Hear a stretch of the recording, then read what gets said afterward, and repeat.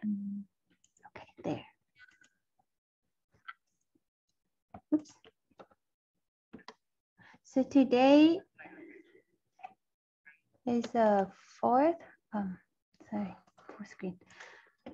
Today is the 4th of February to 1993 in Upper Hamlet. So we studying the 30 verses on the manifestations only school. This morning we listened briefly about fear because all of us have fears inside of us. And this fear is silently controlling our behaviors and our thinking and our language, but we don't know about that.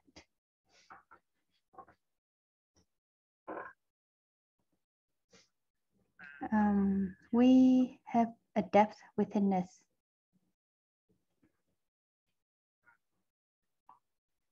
And we also have a surface level. And let's try to live with our depth. Do not try to just live on the surface only. In our daily life, we may be interacting with people and animals and all things, and we only use our upper surface level. And sometimes we think that we're just this upper surface. But the truth is, we are much deeper than that. And to practice is to live with our depth.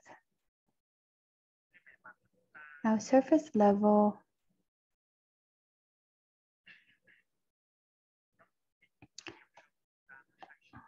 the surface level is controlled by the depth.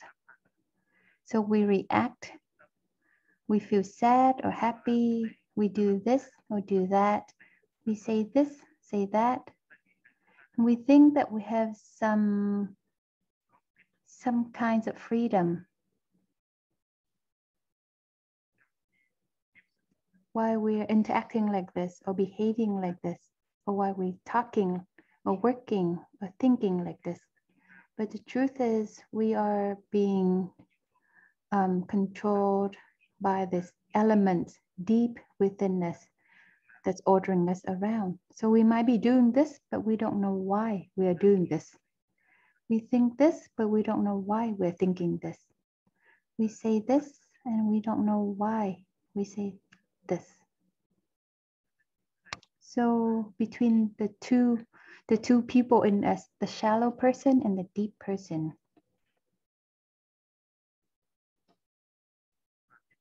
there is a gap.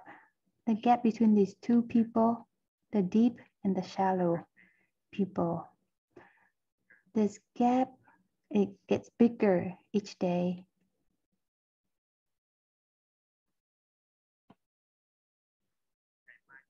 And one day we feel that we cannot adapt to life, and we cannot adapt to ourselves. We become a stranger to ourselves, and we become a stranger to life. In Vietnam, people say there's this ghost called Ma Hơi. So at night, this ghost will leave half of his body behind, and it's sleeping on the bed, but the other part of itself will go off and eat at night. Have you heard of this ghost? So we do the same thing. We don't do it at night, but we do it during the day. During the day, we leave the half part of us, the deep part, behind. We just bring half of us and we go. We meet this person, meet that person, do this thing, that thing, think about this, or talk, or react to.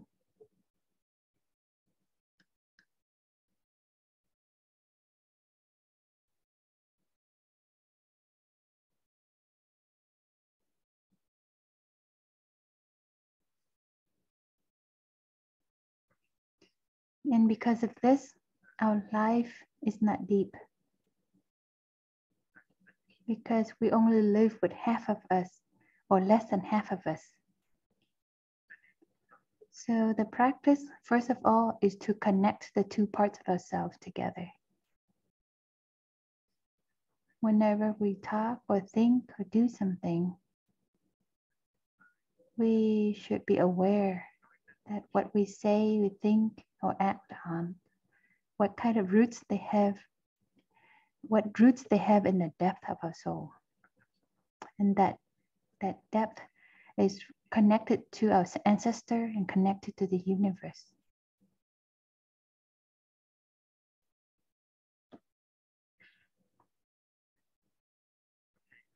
Maybe in the current moment, we might feel that we don't feel sad, or we're not afraid, or not get angry.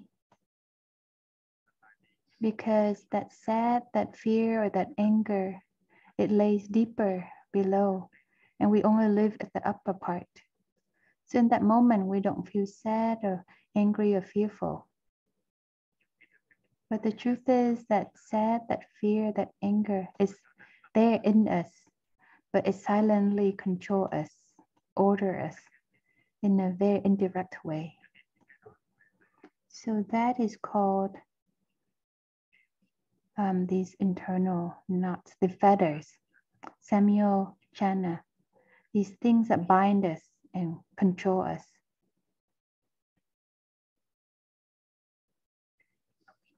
And when we train to live like this, then we are more careful and we look at ourselves in a deeper way. Why do I talk like this? Why do I feel sad like this? Why do I think like this? Because there are these seeds and some internal knots and some habit energies and these habits that is deep in us that cause us to do this, say this, and think like this. To practice, but we don't do this, then we won't go toward transformation. So we have to connect to sew these two parts of ourselves together. And do not be afraid in this work, because sometimes we're afraid of ourselves. We don't want to come back to that deeper part, because in that deeper part, there are areas that are untended, wild, and we're afraid of it. And once we are able to establish a normal relationships between the two parts, then at that time we can establish a harmonious atmosphere. We can see that there's a flow, a circulations in these mental circulations. And at that time we will have less illnesses, because the divisions of ourselves in two parts, it will cause illnesses. We have seen that there are people who laugh and say things all days as if they are someone who's really happy or joyful. And we say, how come you don't stop a little bit just to breathe? Why don't you just breathe a little bit and stop? Why do you just laugh and talk like this all day? And that person answers you, if I pause, I will die. If I pause laughing or talking, then I will die. It's because within that person, there is this big emptiness. And this person's trying to find ways to fill that emptiness with sounds and their thinking and actions. If not, if they go back to that emptiness, they cannot tolerate that. And that emptiness is in the depth. So the person just want to cut it off and just want to feel the above part. So if that person, when they come back to themselves, then they suffer a lot. So they don't want to come back to themselves. They don't want to hear the bells or do walking meditations because that forces them to come back to that deeper parts of themselves. So with a person who talks and laughs all day like this, we can see that in that person, there is an illness. They're avoiding, and we are divided by ourselves. And people like this need the Sangha and the practice so they can come back and connect the two parts of themselves together.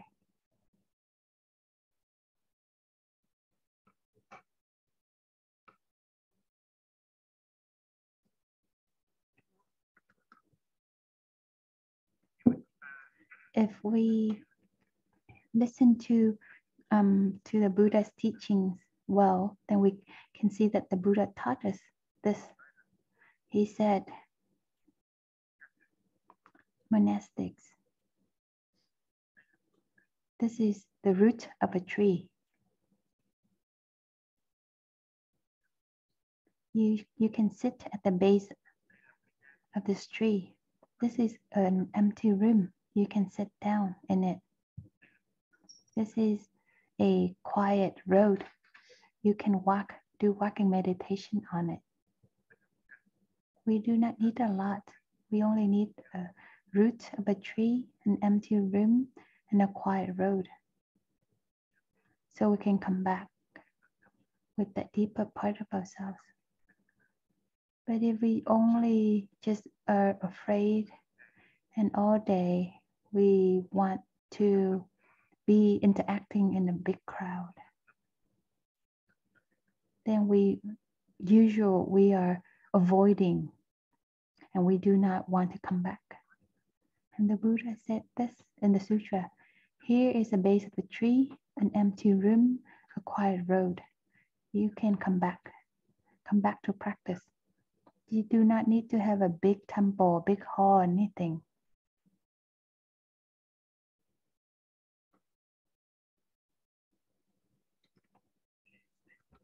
And that sadness, that fear, that anger, and our worries, it lays deep in the depth, and we don't want to be in touch with it. So we act like the ghost, and we leave one part behind, and we carry the upper part to live our daily life. And that is not the solution. That is an escapism, avoidance. So we have to find a way to come back and to connect the two parts. And wherever we go, we bring that deeper part with us. Wherever we sit, we bring that deeper part with us. And one day we will see the results. So when we see another person, hear what they say, how they think, how they interact, we can see the depth of that person. And when we're able to see the depth of that person, then we can see why that person say like this, talk like this, think like this. And once we understand like this, we can accept this person easily and love them easily. But if we only see them with the upper part, the shallow part, then we will be so mad and so angry and fearful in many ways. We don't see all the things that they had talked, think, and do has these very deep roots underneath. But that person has been separated from their deeper parts.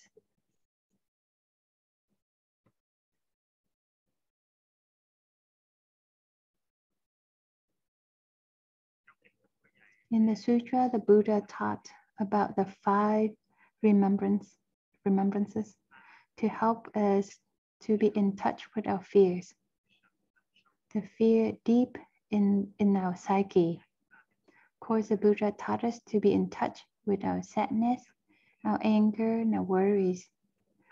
But the 5 remembrances are these things that the Buddha knew, that fear is something, is a very important area of energy that lays deep underneath, even though we can talk and say something very naturally, but it's there.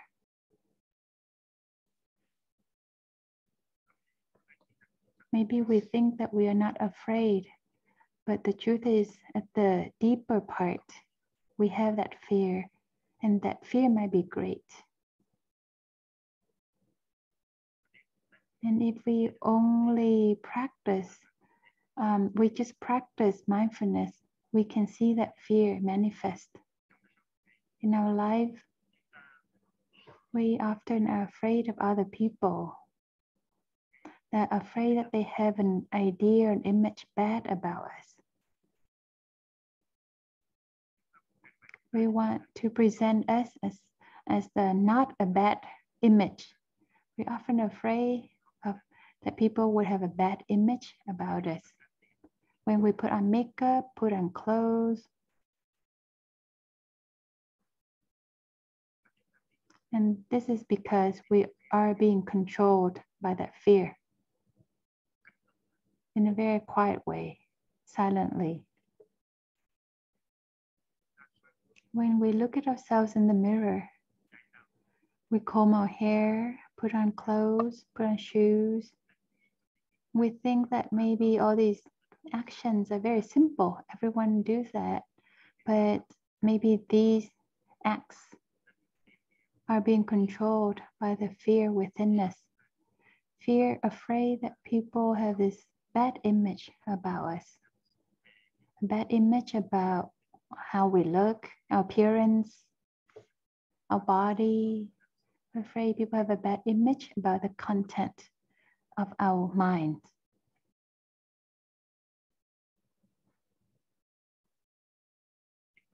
And especially we're afraid of them, they have a wrong view about us. We're good like this, we're so interesting like this, and we are loving like this, but they think that we are ugly, that we are selfish, and we are small-hearted. And that fear, we don't think it's there, but it's there. We're afraid people would hate us. Everyone wants to be loved. No one wants to be hated. And many times, nobody hates us, but we still think that there is someone who hates us, because that fear of being hated is there inside of us. We have many fears, and these fears, it might have this basis, or the fears may have no basis. We imagine that fear. So looking deeply into our fear is to see that, does this fear have a basis or not? And next, we see into its nature and see whether this fear, what elements made up of this fear. Sometimes we're afraid this person is resenting, hating us, and want to destroy us. That person never wants to see us again. They want to cancel us outside their life. They want us to go away from this place and do not want us to live here. And these fears, it might be there within us.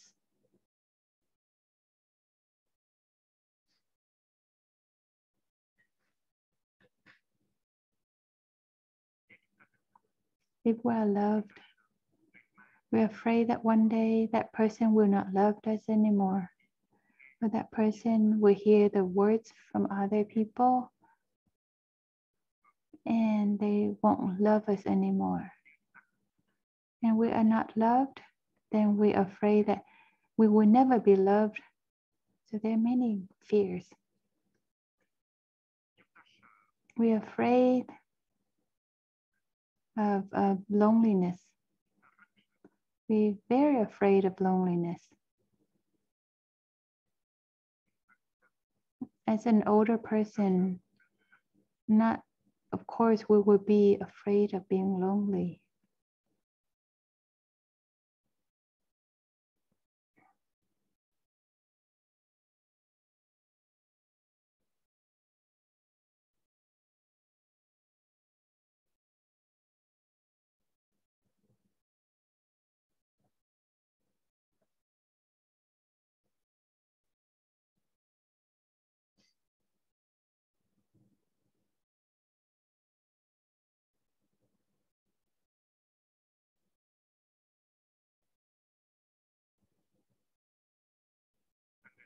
As an older person, of course, we'll be afraid of loneliness. But as a young person, we also are afraid of loneliness, afraid of being alone, isolated by ourselves. Do not leave me all by myself.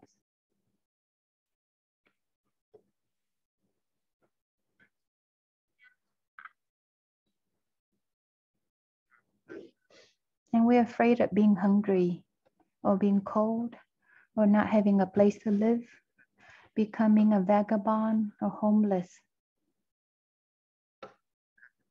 And that seeds of being a vagabond is there in us. We're afraid of being homeless, but sometimes we want to be a vagabond. There are these seeds that are opposing each other. Afraid of being alone and isolated, but they also want to be a bum or homeless so that you can travel everywhere to satisfy yourself. And maybe the financial situation is difficult. There are recessions or economic crises. In Russia, people are afraid of the financial situation. In Hungary, in Poland, they're also afraid of the financial situation. And the same in France too, and in England too. And this fear of the economic situation is a fear nowadays is very common in every country.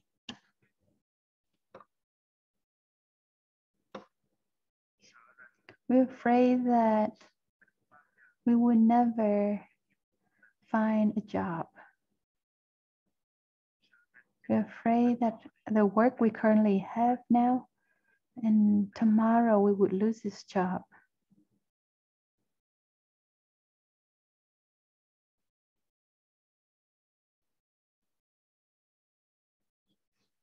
Afraid of hungry, cold, not having a place to live in. Afraid of getting sick. Afraid of having mental illness. Afraid of having HIV, cancer. Afraid of having a flu or cold and all kinds of diseases.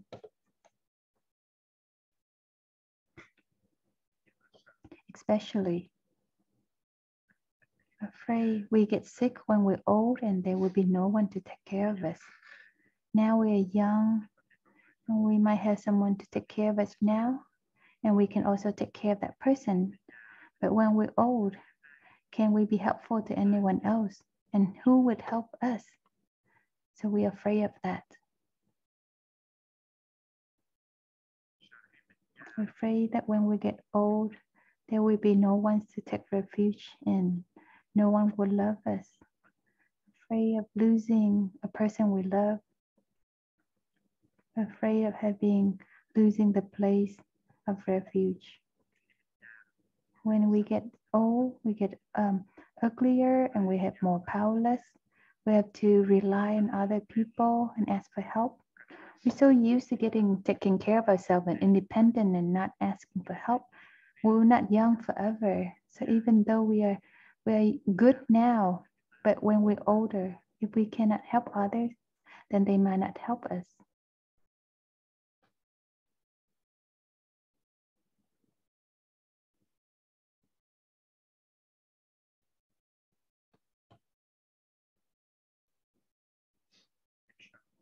We're afraid of impermanence. We have this feeling that it's insecure, even though now everything seems like it's flowing, going along well. But who knows, tomorrow something happens suddenly, and all these conditions we have today, tomorrow we won't have them anymore. We're afraid of dying. Afraid of dying is a very big internal knot within us, even though we don't know what death is. And we're afraid that we have to let go and be separate from all the people that we love today, and all the things that we treasure or love today.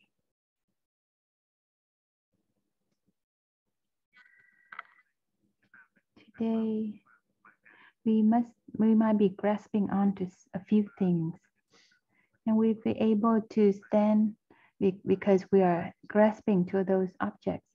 Well, tomorrow we might lose those objects, those things. And in the end, we're afraid of being alone, that we won't be just empty-handed in terms of materials. It's not very important, but in terms of the mental aspect, empty-handed, no one's there to love or care for us, and we cannot bring anything with us. And we'll be extremely lonely.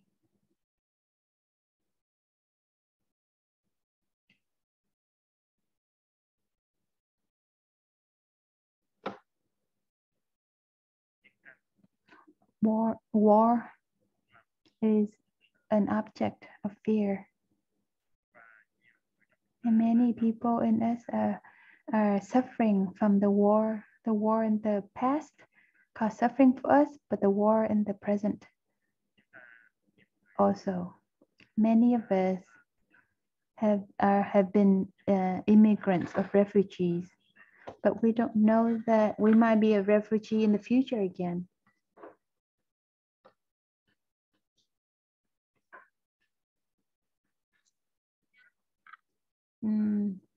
So in summary, the energy of fear is very strong. There's a lot of fears within us.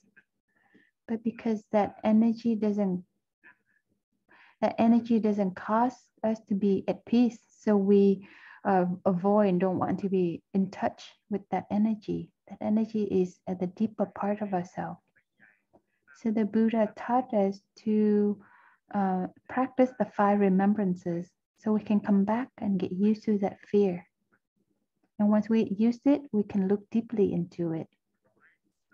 The Buddha did not say all the details about that fear, but he said 5 fears. And as a monastic, each day we're to come back to that deeper part of ourselves. And we say hello to our fear. First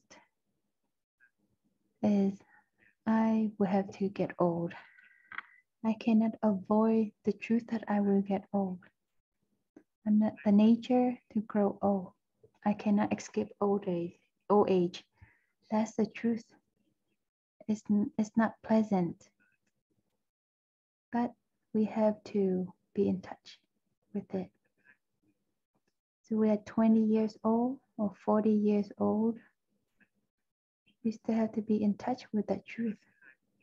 Because 20 or 40, we all have that fear within us, and we should not run away from that fear.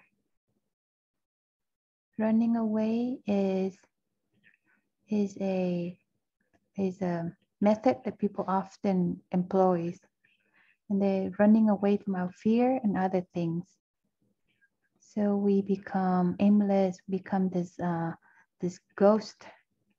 So we should not run away. The Buddha has given us these solutions. And we have to see that tomorrow I will get old and accept this truth. When we are in touch with this fear of getting old, we have this chance to look deeply into it, into its nature, and see its quality and smile to it. And when we're doing that, the energy of fear will be reduced. It will change its quality. We look deeply into getting old within ourselves and of other people. This is very important. It allows us to become free and light, and we learn to accept slowly.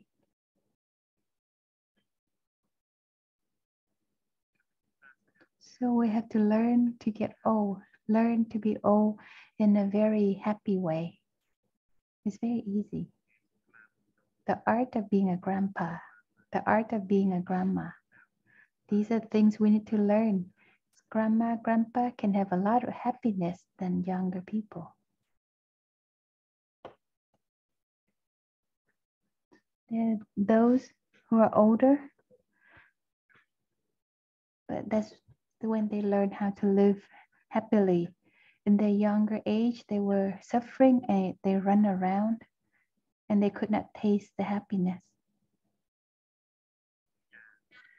Old age can be so peaceful and we have wisdom and we have happiness. And when we practice, we can see that our fear, it cannot oppress or suppress us. The second thing is, I will have to get sick. I cannot avoid being sick. I'm not the nature to be sick. I cannot escape sickness. We have a body, then we will have to have illnesses, but we don't know what kind.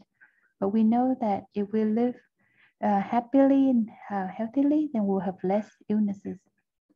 Everyone has disease. When we get older, we have all these weaknesses and these infirmities of being old. So why do we have to get worried so much? If we practice, so when these illnesses come, then we have more ability to handle them. There's people who die, but with a lot of suffering. The difference is that they have not, we have learned to get old and we learn to get sick. It's the same sickness, but one person can pass through it with a lot of happiness and not very, but another person pass it with a lot of suffering. So it depends on how we passing through this illness. The third thing is, I am not the nature to die. I cannot avoid death. I cannot escape dying. So looking deeply into death is an important practice. Learning to die. We don't have to wait till we die and then we die, but we have to practice dying in each moment. And the more we do that, the more we be able to be fresh. It's very wonderful. But if we don't die, then we cannot live.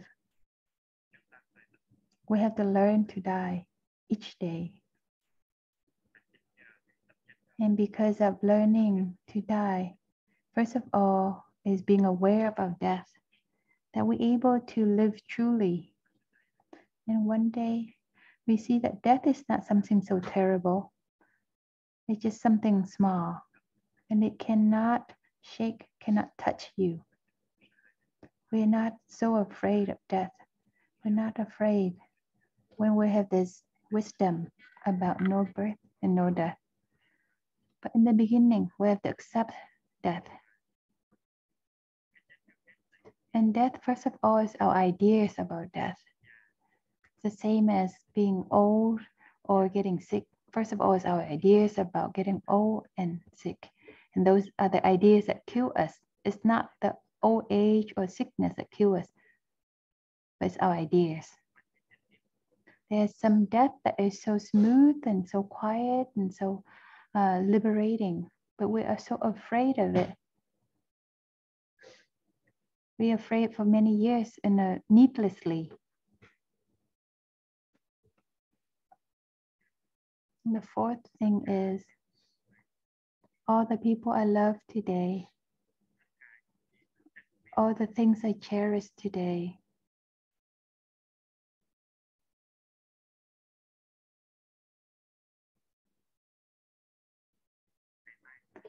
And tomorrow, one day, I have to let go of everything. This is the fourth thing that the Buddha taught us. This is the fear of being alone, lonely. It's not about fear about losing your house, losing your car, or losing your privileges, or losing your workers, losing your wife or kid, brother or sister. But this is the fear of being lonely. We go by ourselves, totally alone. There is there's no foot, there's no soil, or any minimum protective equipment, no minimum protective something to support us, or anyone who wants to come, who can come with us, even though that the person who loves us the most, or they have promised to live and die at the same time with us until we are old age and our hairs are white. No one can die together with us. We have to be afraid of that fear, that fear of complete loneliness.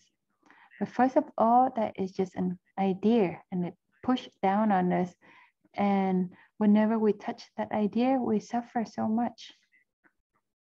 But if we don't touch that and we don't look deeply into it, then we don't know that first of all, it's just an idea, and we die because of the idea. So that's why we have to learn to be alone, lonely. We have to learn right now. But to see that the things that we're depending on, the things that we feel that it will lessen that loneliness, no. Those are created by our mind. So learn to be lonely, learn to be old, learn to be sick, learn to die. This is a daily practice. We're to walk with our steps in a way so that we can live our loneliness. And we transform that loneliness into freedom, into liberation. Maybe what we think is lonely, that is our freedom, that is our liberation. But we're so afraid of it.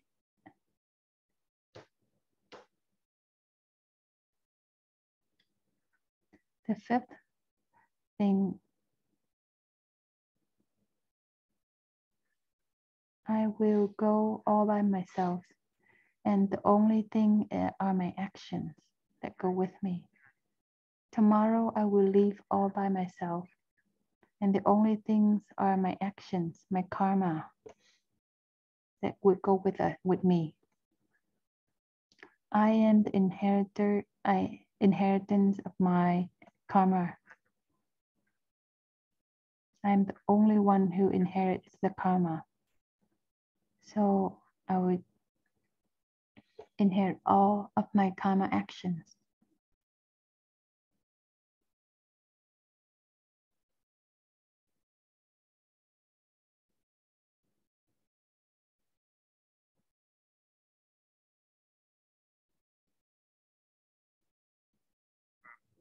And the Buddha taught us to look deeply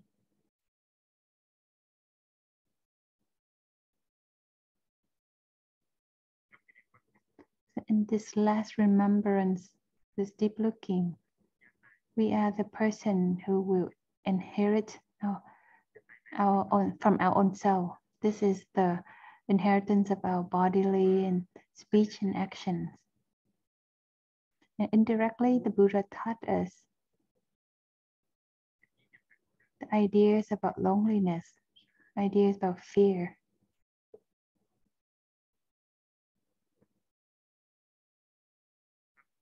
We have to look deeply to see that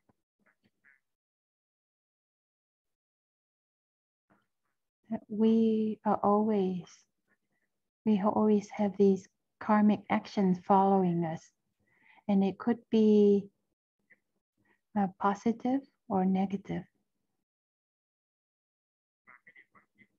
And this fifth remembrance, it opens up a path for us an escape path. If we live with mindfulness, if we create good positive karma, then we will always be supported right in the present moment and at any points in the future. Even when we die, all that karmic action will still follow us. So we have a certain amount of power in our present and our future. It's not that the 5 remembrances are something that you learn to accept only. The 5 remembrances are something to look deeply, to break apart these prisons of ideas, of fears. And at the same time, it helps us to create a foundation very strong for us in the present and in the future. And these infrastructure will help us to not be afraid. In Western psychology, people talk about fear as if it's a kind of strong emotion.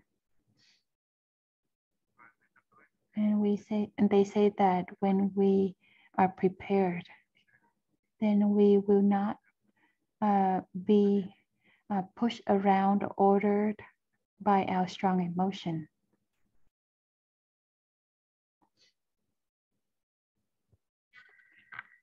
When we know that outside is very cold and we are prepared ahead, so when we open the door, we are not so surprised and we won't get the flu so much. But if we don't know that outside is cold and we went outside and it's certainly so cold like that, and we can be surprised and we get cold easily, get a flu easily. So the difference is whether we're prepared or not. Or when a bear hunter, they goes into the forest and they're about to meet the bear.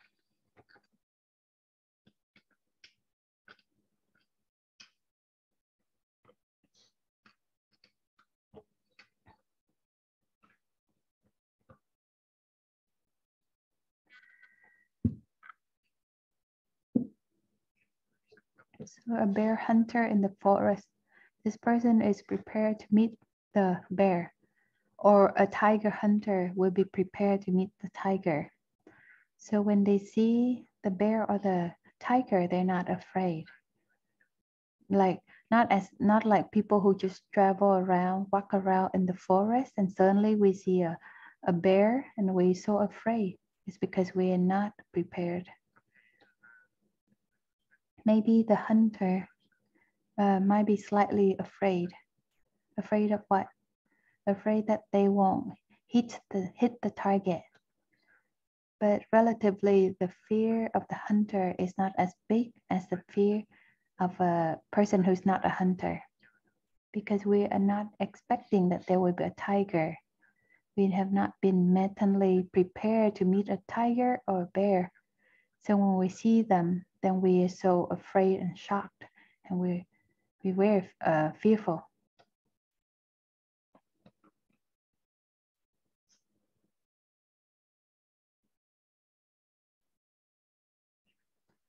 So that's why to be mentally prepared is very important.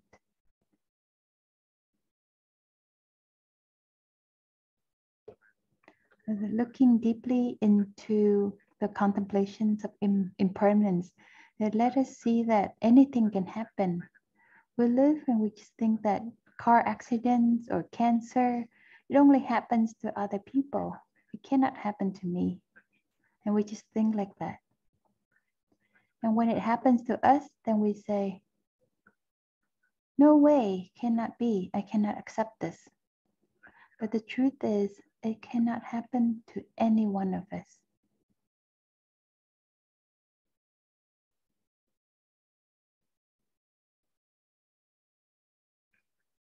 So when we, first of all, when we practice looking deeply into impermanence, then that accident can happen to me. In the beginning, we have this feeling that we live in a world full of dangers. The person that we love today, maybe tomorrow won't love us anymore.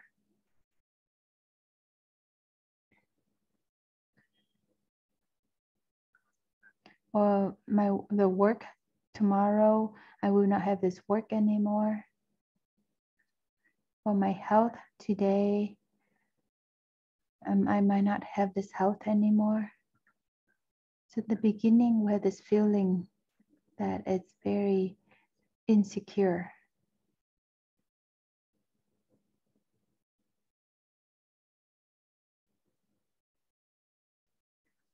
But the truth is, being in touch with this truth, it brings us many benefits. We live deeply the present moment. First of all,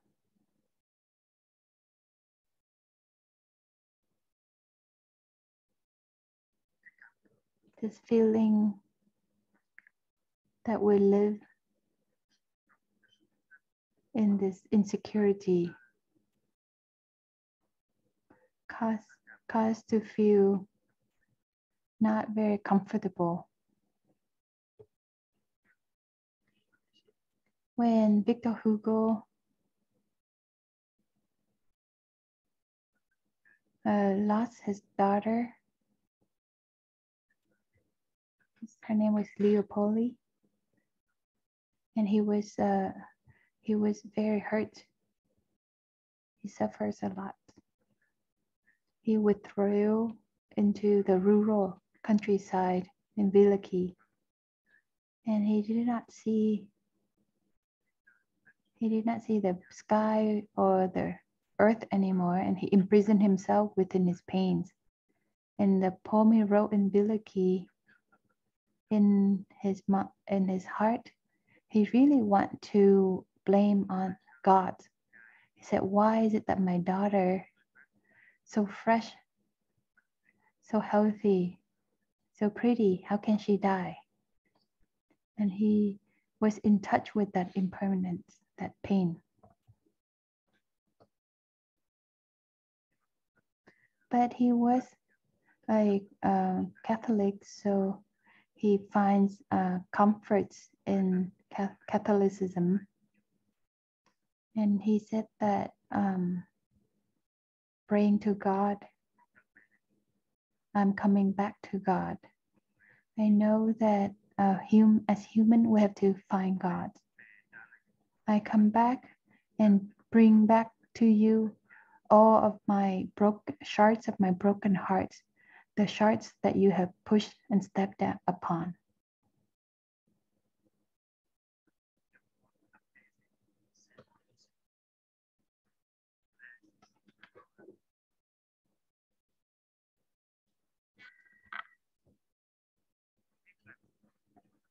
I know that you have arranged everything, God.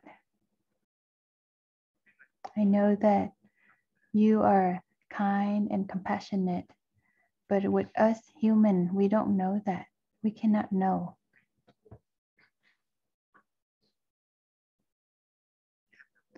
Your action.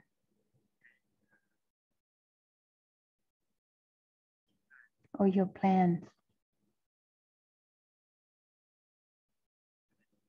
So we have this feeling that we're walking in the night and we don't know anything.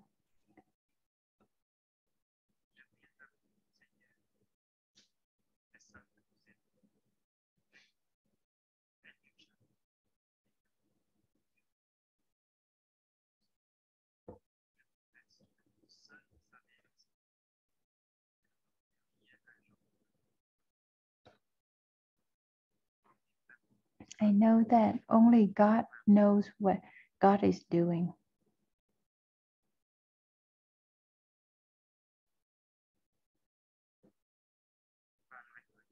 And us human are only these willow trees that when the winds pass over, it will just make noise. It is worthless. The humans are very weak.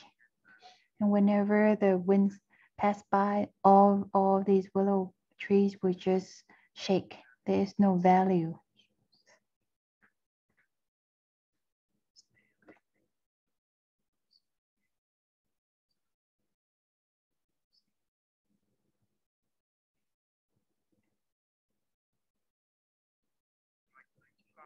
And us human can only see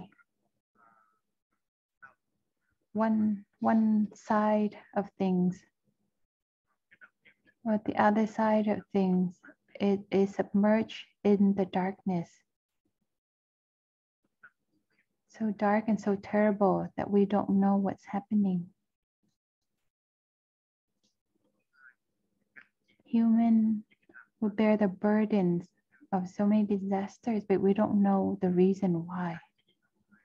All the things that we're in touch with and see are so short, so impermanent,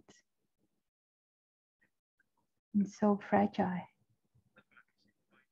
And the poet Victor Hugo, he wasn't a Buddhist, but he was in touch with the truth of impermanence. And in that, there's this idea of resistance, that God knows everything. I don't know anything. I only know a little bit on the top, but there's so many, the rest of it. It lays in the veil of mystery that only God knows. So in this attitude of a Catholic, when we suffer, we have to believe in God, and God will arrange everything. And we just trust that God knows what God's doing. And for some reason that God's have to let our daughter die. So we have to believe in God. That God is compassionate, God loves us. But for some reason good from us, God would do that action. So that is the belief. But when we go into Buddhism, we see it's a different view. We see that in Buddhism, it helps us to be in touch with reality of impermanence. Even though this impermanence can bring us pain and suffering and worries, but in Buddhism, it says that we have to be in touch with the truth.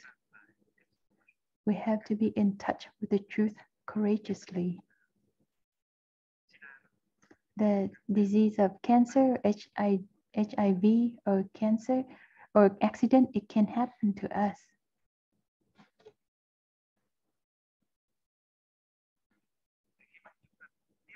So when we receive this truth fully, then we can open a new horizon. We can live with awareness. We do not take for granted that each day that we have, each day give us 24 hours is a treasure. And we live these 24 hours very deeply. Each day is a gift from the sky. And each day we walk with these mindful steps because we don't know if we will have a next day or not. So being in touch with impermanence, first of all, it makes us lose that feeling of security. And that feeling of security is something that's made up. We believe that things are permanent. So that feeling of security is based upon the idea of permanence. And that is ignorance. Now that we see everything is impermanent and we lose that security, but we learn something else. We learn to live with the truth, and we know how to be in touch with life deeply in the present moment. And we can maybe within one day, just one day, we are in touch with impermanence and live deeply with what happens in that day. We could live a lot more than 100 years in that feelings of having security. We live with the illusions of security until there's an accident that someone we love die or we ourselves die. And we see that feelings of security might last for 10, 12 years, but we do not truly live because that's an illusion. We have let time pass by for a long time, very quickly, and we have destroyed, has stepped upon this happiness. And we think that everything is permanent. So 20 years pass by like a dream. And when we're in touch with impermanence and we lose that feeling of security, and that loss is a good thing because there's a fake security. We are sitting on a slow bomb, and we know that this bomb is slowly ticking. So we know and we stand up and walk away. So we know that the present moment is important. We have 24 hours a day to be with the sky, the blue, the clouds, the friends, Thay. Oh. And with that awareness, we live fully with those 24 hours. And only with that attitude and that way of living, that's the only way we can answer to impermanence. Only that way of living can answer to this feeling of insecurity. If people ask you, you follow Buddhism, how do you interact with this feeling of insecurity? Then we say, answer, I just live deeply each moment of my life. And if I live like this and I take care of the person I love in that moment today, so if that next day the person I love die, then I won't regret. If not, I will regret my whole life because I have this illusion about permanent, thinking that loved one will be there all my life. So I do not take care of this person. So I never fully, completely take care of this person properly. But if I'm aware of impermanence tomorrow, so I would do and things and say things so that this person will be happy today. And that is teaching from Buddhism about the feeling of insecurity. It's not to be worried, but it's to really properly living the present moment. If I'm able to live like this and helping you to live like this, then I have done to the max, have done to my best. I will not regret anything if impermanence happens. And that is the insight of Buddhism.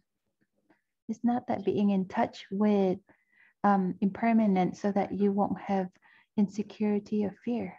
In the beginning, there's still that fear and insecurity. It's so that you can break apart these delusions of permanence. And so it makes life appear. But now this being in touch with non-self and impermanence, it allows us to be in touch with life and reality deeply and let life be present. So to handle this energy of fear within us, in Buddhism, we have these very clear solutions. First of all is precepts. Sila. What is Sila? This is to live in mindfulness. Because Sila is the fruits of our mindfulness. I am keeping this I'm keeping precepts for myself, but also for you. We practice the precepts while we eat, drink, laying down, sitting, talking, or interacting. So that means we're practicing mindfulness. This is to not do something, to think and say something that will cause suffering to us and to other people in the present moment or in the future. So that is the precept. It's not just a bunch of rules to rules to forbid you to do things. So it's a kind of studying.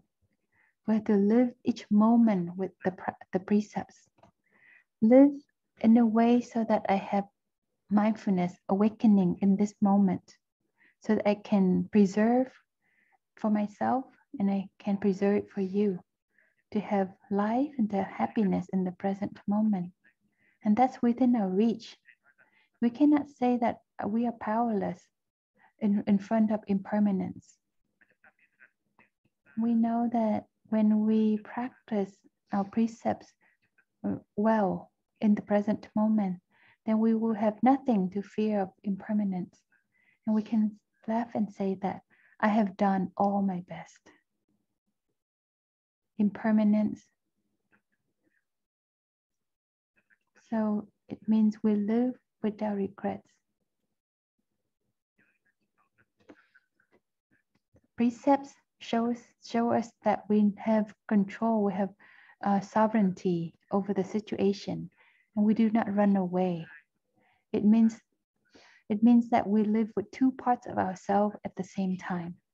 We know that living according to precept is to keep it for ourselves, not just the upper part, but also the depth of us, not just ourselves, but for others as well. So each words I say, each thoughts I think, each action, it has this protective element to myself and to others in the present moment as well as the future. And that is the precept.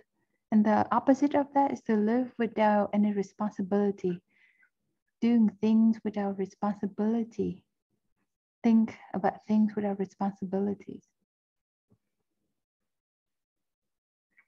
And in the precepts, there is concentration, because precept always brings us about concentration. We cannot keep the precepts if there's no concentration. So this is another aspect of the practice. The concentration means you stay there in right mindfulness. We do not let go and we do not lose ourselves. We do not become a ghost, just leave half of us behind and fly away somewhere else to find, to seek these sounds or images or these laughters that could cover up this emptiness, this great big emptiness within us. In our daily life, if we lose ourselves, then we only live with the upper part only, that ghost part. And we completely are the victims of these internal knots inside. So when we walk, we have to truly walk. When we sit, we have to truly sit. When we stand up, we truly stand up. When we talk, we have to be present right there. We talk with all of ourselves. Don't just talk with just our upper part only.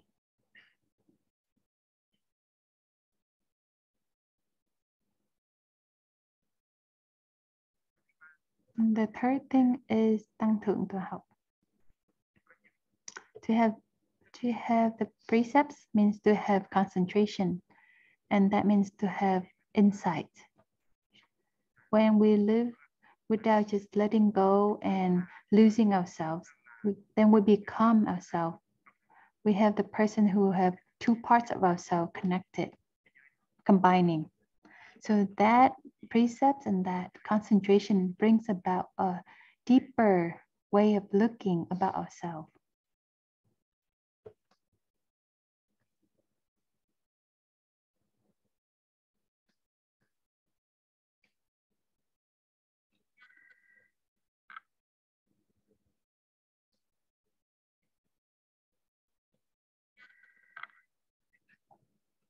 Insight is that look, that seeing of impermanence, of non-self, of beings.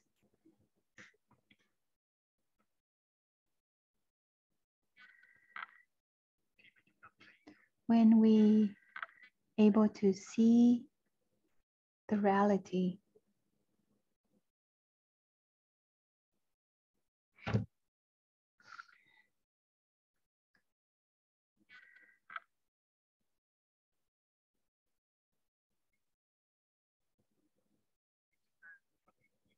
when we can look at our fear, we can discover that our fear is made up of ignorance.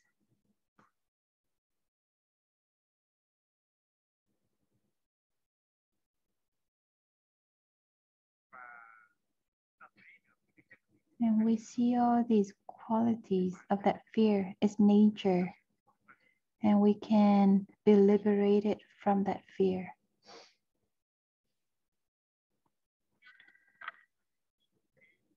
Let's have an example of a couple who's not very happy with each other.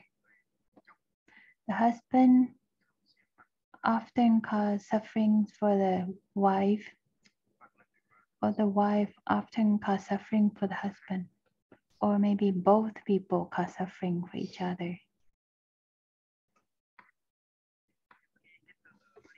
And sometimes this idea of having a divorce to the husband or the wife. So why is it that we come together to create hell? So why don't we just have a divorce and we change this lifestyle? Because the daily life is hell. But both people have these habits, energies. And that lifestyle had become so moldy, and it become and people are afraid of changing it, even though that change might bring about some freedom. We see that many women who wants to divorce their husband, but they're very afraid of being lonely. So they keep on tolerating all these sufferings and pains and despair. And that person is not able to receive freedom or taste freedom because he's so used to living in this a certain kind of environment of certain kind of mold, and relies upon it. So sometimes we might be briefly see the horizon of freedom, but we do not have the courage to leave that place because it has become a path, a route for us.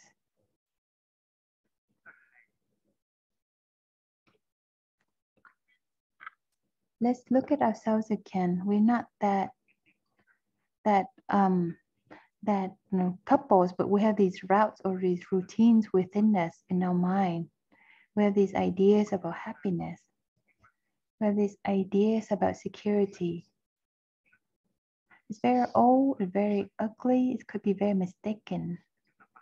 And we keep grasping on to these ideas and live, and we're not able to wash away these old ways of thinking, of these routines to attain freedom.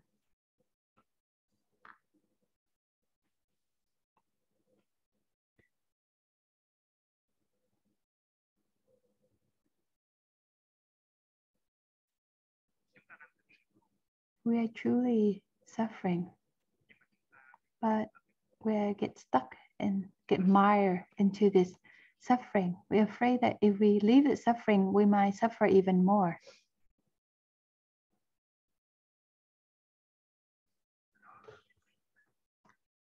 And that is the base of our fear.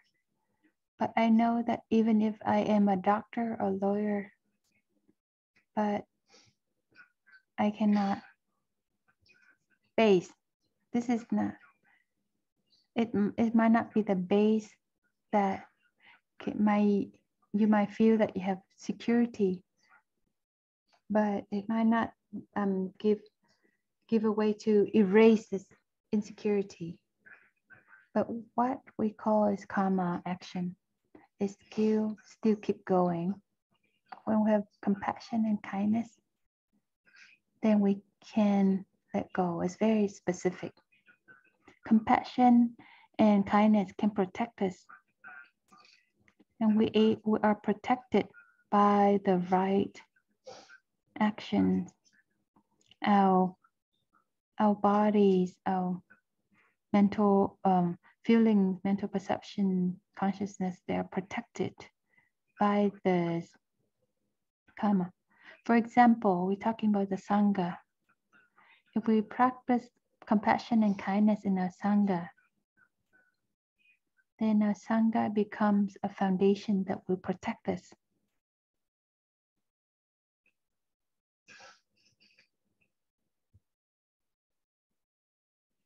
And of course, we need to have a place of refuge that we can rely on our family, rely on our talents, our smartness, our degrees.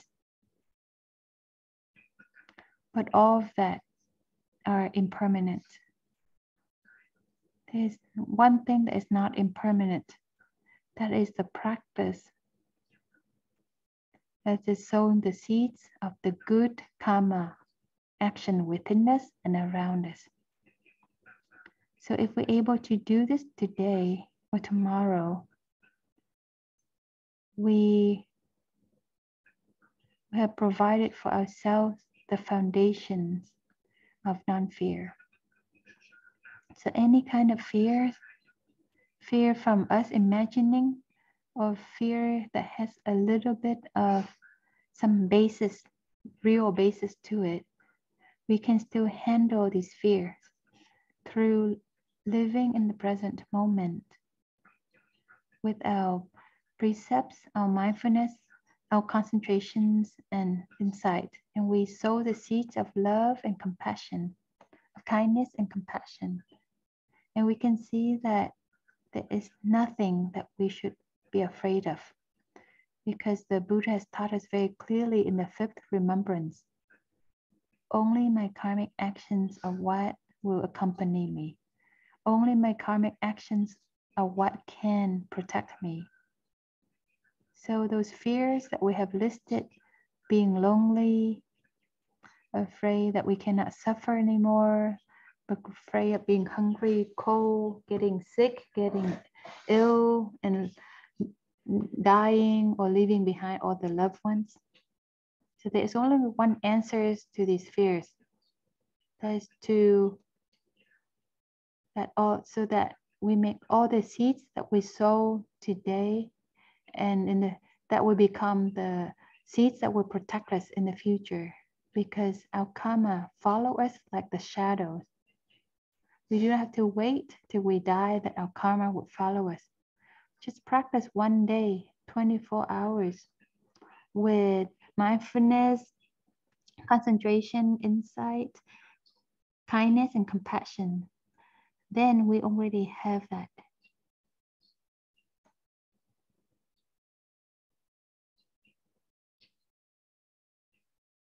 So that's why in the Five Remembrances that the Buddha taught us, the last remembrance,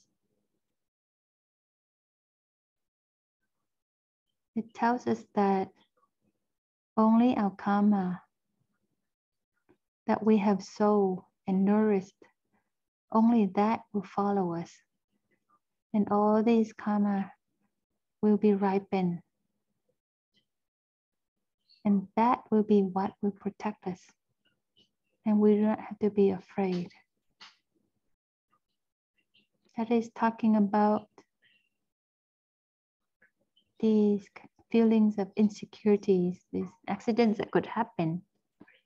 But talking in terms of insight, we see that our fears, it also originates from ignorance. And oftentimes, it's these ideas that cause us suffering. These fears, this object of fears that we have, first of all, our ideas. So mindfulness is the light that shine into these ideas.